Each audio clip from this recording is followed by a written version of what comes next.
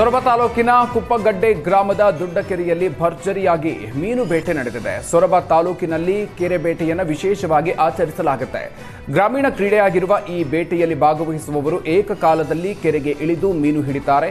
ಈ ದೃಶ್ಯ ವೀಕ್ಷಿಸೋದಕ್ಕೆ ನೂರಾರು ಜನರು ಆಗಮಿಸುತ್ತಾರೆ.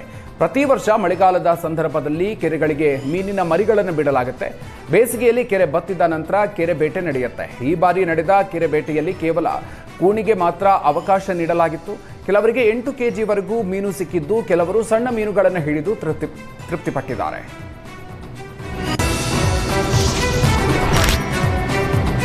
ಇವತ್ತು ನಾಡಿನಾದ್ಯಂತ ರಾಮನವಮಿ ಸಂಭ್ರಮ ಮನೆ ಮಾಡಿದೆ. ಬೆಂಗಳೂರಿನ ರಾಜಾಜಿನಗರದ ರಾಮ ಮಂದಿರಗಳಲ್ಲಿ ವಿಶೇಷ ಪೂಜೆಯನ್ನು ಸಲ್ಲಿಸಲಾಯಿತು.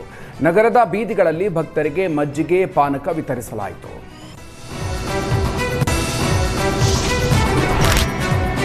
ಮೈಸೂರಿನ ನಂಜನಗೂಡಿನಲ್ಲಿ ಮರಗಳ ಮಾರಣ ಹೋಮ ಮಾಡಿದ ಆರೋಪಿಯನ್ನ ಪೊಲೀಸರು ಬಂಧಿಸಿದ್ದಾರೆ. ಮಾರ್ಚ್ 8ರಂದು ಹೆಜ್ಜಿಗೆ ಗ್ರಾಮ ಕಪಿಲಾ ನದಿ ದಂಡೆಯಲ್ಲಿ ಬೆಳೆದಿದ್ದ 45 ವಿವಿಧ ಜಾತಿಯ ಮರಗಳನ್ನು ಯಾವುದೇ ಅನುಮತಿ ಇಲ್ಲದೆ ಕಡಿದು ಹಾಕಲಾಗಿತ್ತು. ಇದೀಗ ಆಲತ್ತೂರು ಗ್ರಾಮದ ಕೃಷ್ಣ ಅನ್ನೋನನ್ನ ಈ ಪ್ರಕರಣಕ್ಕೆ ಸಂಬಂಧಪಟ್ಟಂತೆ ಬಂಧಿಸಲಾಗಿದೆ. ಪ್ರಕರಣ ನಡೆದು ಹಲವು ದಿನಗಳಾದರೂ ಅರಣ್ಯ ಇಲಾಖೆ ಯಾವುದೇ ಕ್ರಮ ಕೈಗೊಂಡಿರಲಿಲ್ಲ. ಅರಣ್ಯ ಸಚಿವ ಈಶ್ವರ್ ಖಂಡ್ರೆ ಇಲಾಖೆಯ ಹಿರಿಯ ಅಧಿಕಾರಿಗಳಿಗೆ ಮಾರ್ಚ್ 10ರಂದು ಪತ್ರವನ್ನು ಬರೆದು ಕ್ರಮ ಕೈಗೊಳ್ಳುವಂತೆ ವಾರ್ನಿಂಗ್ ನೀಡಿದ್ರು. ಘಟನೆ ನಡೆದು 17 ದಿನಗಳ ನಂತರ ಎಚ್ಚೆತ್ತ ಅಧಿಕಾರಿಗಳು ಓರ್ವನನ್ನ ಬಂಧನ ಮಾಡಿದ್ದಾರೆ. ಕೊಪ್ಪಳದ ರೈಲ್ವೆ ನಿಲ್ದಾಣದಲ್ಲಿ ಎಸ್ಕಲೇಟರ್ ಲಿಫ್ಟ್ ಕೈಕೊಟ್ಟಿದ್ರಿಂದ ವಿಕಲಚೇತನರು ಪರದಾಡುವಂತಾಯಿತು. ಪ್ಲಾಟ್ಫಾರ್ಮ್ನಿಂದ ಹೊರಗಡೆ ಬರೋದಕ್ಕೆ ಚಂದ್ರಶೇಖರ್ ಕಷ್ಟಪಟ್ಟಿದ್ದು, ಚಿಕಿತ್ಸೆಗೆ ಅಂತ ಕೊಪ್ಪಳದಿಂದ ಹುಬ್ಬಳ್ಳಿಗೆ ತೆರಳ್ತಾ ಇದ್ರು. ಎಸ್ಕಲೇಟರ್ ಲಿಫ್ಟ್ ಆರಂಭವಾಗದೆ ತೆವಳ್ತಾ ಮೆಟ್ಟಿಲಿಂದ ಇಳಿಯುವಂತಹ ಪರಿಸ್ಥಿತಿ ನಿರ್ಮಾಣ ಆಗಿತ್ತು. ಲಕ್ಷಾಂತರ ರೂಪಾಯಿ ಖರ್ಚು ಮಾಡಿ ಎಸ್ಕಲೇಟರ್ ಲಿಫ್ಟ್ ನಿರ್ಮಾಣ ಮಾಡಲಾಗಿದೆ.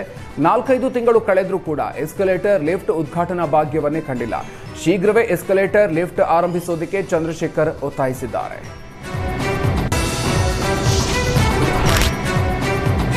ಉಡುಪಿಯ ಉದ್ಯಾವರ ಗುಡ್ಡೆಯಂಗಡಿ ಬಳಿ ರಸ್ತೆ ದಾಟುವಾಗ ಮಹಿಳೆಗೆ ಕ್ರೇನ್ ಡಿಕ್ಕಿ ಹೊಡೆದಿದ್ದು, ಸ್ಥಳದಲ್ಲೇ ಮಹಿಳೆ ಮೃತಪಟ್ಟಿದ್ದಾರೆ.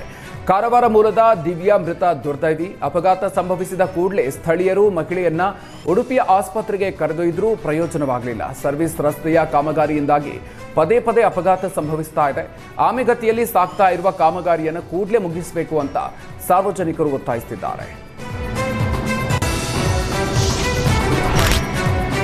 ಸಿಎಂ ಸಿದ್ದರಾಮಯ್ಯ ನಿವಾಸದ ಕೂಗಳತೆಯ ದೂರದಲ್ಲಿ ರಾಜಕಾಲುವೆ ರಸ್ತೆ ಕುಸಿದ್ರು ಅಧಿಕಾರಿಗಳು ಕಣ್ಮುಚ್ಚಿ ಕುಳಿತಿದ್ದಾರೆ. ಮೈಸೂರು ರಾಮಕೃಷ್ಣ ನಗರದ ಐ ಬ್ಲಾಕ್ನ 2ನೇ ಮುಖ್ಯ ರಸ್ತೆಯಲ್ಲಿ 6 ತಿಂಗಳ ಹಿಂದೆ ಸುರಿದ ಮಳೆಗೆ ರಾಜಕಾಲುವೆಯ ಇಡೀ ಸೇತುವೆ ನೆಲಸಮಾಗಿದೆ. ಸೇತುವೆ ಮುರಿದ ಪರಿಣಾಮ ರಸ್ತೆಗೆ ಮಣ್ಣು ಸುರಿದು ಮುಚ್ಚಲಾಗಿದೆ. ಚರಂಡಿ ನೀರು ರಸ್ತೆಯ ಮೇಲೆ ಹರಿತಾ ಇದ್ದು, ಸುತ್ತಮುತ್ತಲಿನ ನಿವಾಸಿಗಳಿಗೆ ತೀವ್ರವಾದ ವಾಸನೆಯ ಕಿರಿಕಿರಿ ಉಂಟಾಗ್ತಾ ಇದೆ.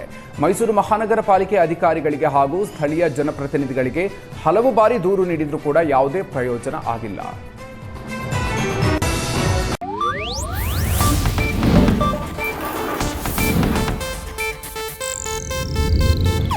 ಇದು ಏಷ್ಯಾನೆಟ್ ನ್ಯೂಸ್ ನೆಟ್ವರ್ಕ್ ಪ್ರಸ್ತುತಿ.